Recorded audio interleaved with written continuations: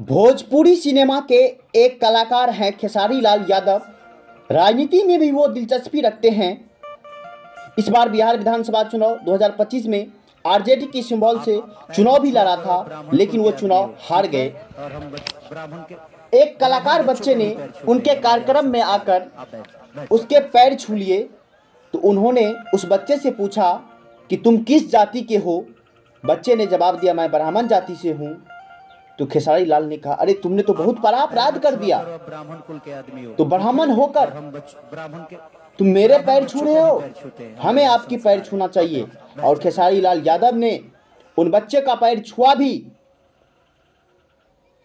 दूसरी तरफ Bharatiya Janata party BJP के एक विधायक है नंदकिशोर गुर्जर, उनका बयान सामने आता है। वो कहते हैं ब्राह्मण सारी जातियों का बाप है, दलितों के बाप, सारे पिछड़ों के बाप, ब्राह्मण सबके बाप हैं, दलितों के बाप हैं, अति पिछड़ों के बाप हैं, पिछड़ों के बाप हैं, आदिवासियों के बाप हैं।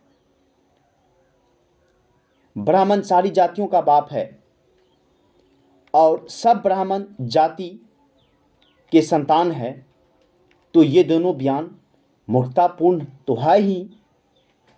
खेसारी लाल यादव और नंदकिशोर गुर्जर का बयान मूर्खतापूर्ण तो है ही, लेकिन हमारे देश में अंधविश्वास, अंधभक्तों की कमी नहीं है।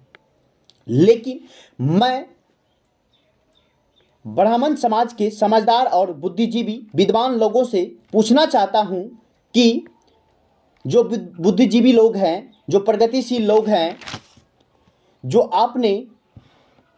आपको विद्वान और दार्शनिक समझते हैं, जो अपने आप को दार्शनिक और विद्वान समझते हैं, इन दोनों बयानों में उन्हें जातिवाद नजर नहीं आता कि नहीं, एक छोटे बच्चे ने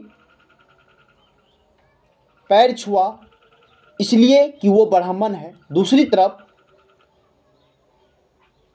सारी जातियों ब्राह्मण जाति का संतान है। इस बयान में कहीं जातिवाद है या नहीं? अगर है तो इस बयान के खिलाफ आपने आवाज क्यों नहीं उठाई? आपको जातिवाद तभी दिखाई देता है जब दलित, पिछड़े, आदिवासी, कमज़ोर लोग अपना हक मांगते हैं, जब स्कूल कॉलेजों में एडमिशन मांगते हैं या सरकारी नौकरी में हक मांगते हैं। इस बयानों में आपको जातिवाद नहीं दिखाई देता। जब यूजीसी आया तो आपने खुलकर विरोध किया। आपने भेदभावपूर्ण, ऊंच नीच वाली बात हमेशा अपने माइंडसेट में बैठा लिया है, माइंड में बैठा